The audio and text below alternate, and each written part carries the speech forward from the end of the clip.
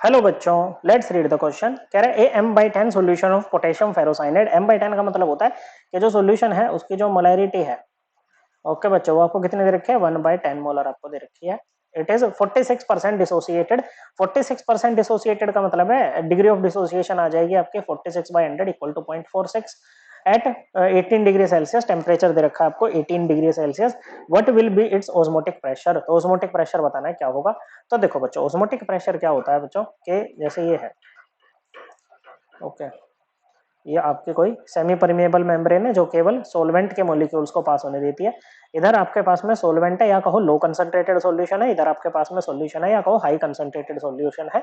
तो ऑस्मोसिस में क्या होता है बच्चों, it is the flow of solvent molecule through semi permeable membrane from low concentrated solution to high concentrated solution. Okay बच्चों, low concentrated solution to high concentrated solution.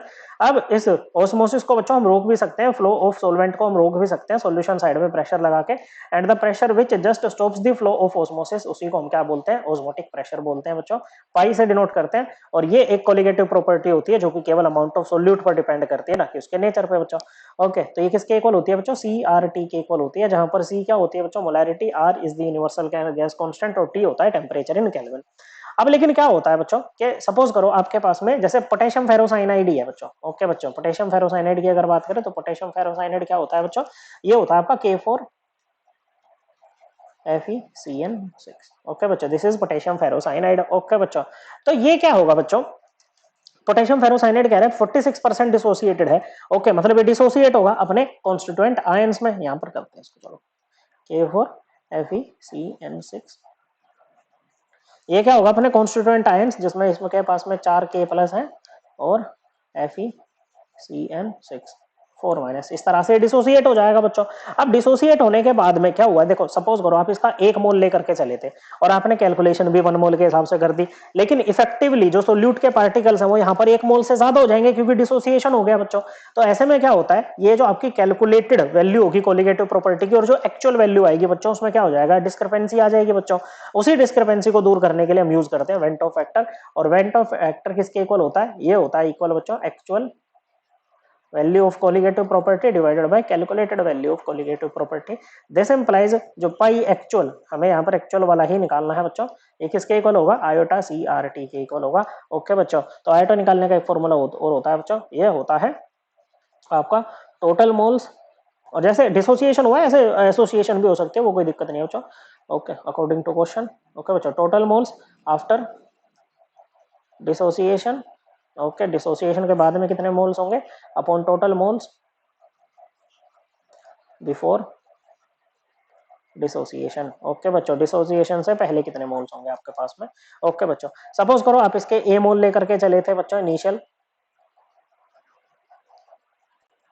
Okay, तो इनके कुछ नहीं होंगे, इसके भी कुछ नहीं। अब जब इक्विलिब्रियम आया, ओके बच्चों, क्या आया, इक्विलिब्रियम आया, तो इसके ए में से एक्स मोल निकल गए, तो इसके एक्स मोल बचे होंगे बच्चों, नहीं एक्स मोल बने होंगे। ओके बच्चों, 4 एक्स मोल, और इसके एक्स मोल बने होंगे। ओके बच्चों, कितने एक्स मोल बने होंगे बच्चों। ओके, अब देखो अगर हम बात करें अल्फा की, डिग्री ऑफ डिसोसिएशन की, तो अल्फा होता है बच्चों मोल ऑफ डिसोसिएटेड मोल या moles of reactant divided by it's initial moles. तो यहाँ पर अल्फा क्या हो जाएगा बच्चों, डिसोसिएटेड मोल्स कितने हैं, एक्स है, इनिशियल कितने हैं, ए है, तो एक्स की वैल्यू क्या हो जाएगी, ए अल्फा हो जाएगी। तो यहाँ पर लिख दो बच्चों, तो इसको आप क्या लिख सकते हो, A-A अल्फा मोल। ओके बच्चों, ये क्या हो जाएगा आपका 4A अल्फा मोल, और ये ए अल्फा मोल।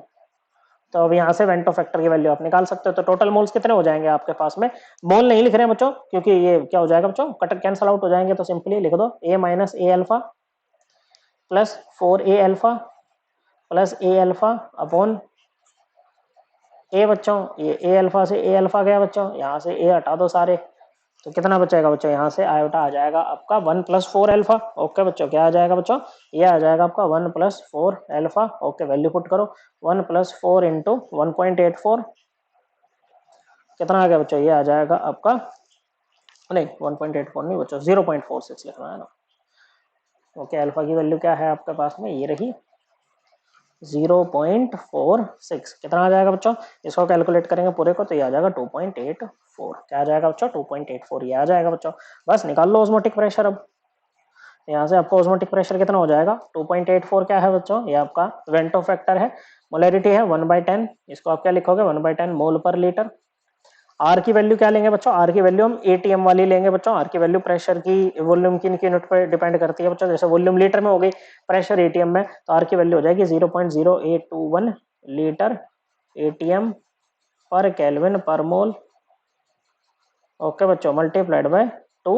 ये हाँ, एक सेकंड बच्चों, टेम्परेचर को केल्विन में एक्सप्रेस कर देते हैं तो ये हो जाएगा डिग्री सेल्सियस वाले में 273 ऐड कर देंगे, ये आ जाएगा आपका 291 केल्विन। कितना बच्चों? 291 केल्विन। ओके बच्चों,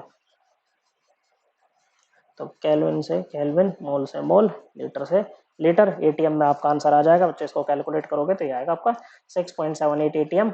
ओके बच्चों, तो 1 डेसिमल प्लेस तक आंसर देना है बच्चों। तो जैसे 8 को ड्रॉप करना है आपको, तो 8 क्या है बच्चों? 5 से ऊपर है तो प्रीसीडिंग डिजिट 1 से इंक्रीज कर जाएगा, तो आ जाएगा बच्चों आपका 6.8 एटीएम। ओके बच्चों, राउंड ऑफ करने के बाद में correct answer option C. I hope आपको एकदम क्लियर हो गया होगा। थैंक यू बच्चों।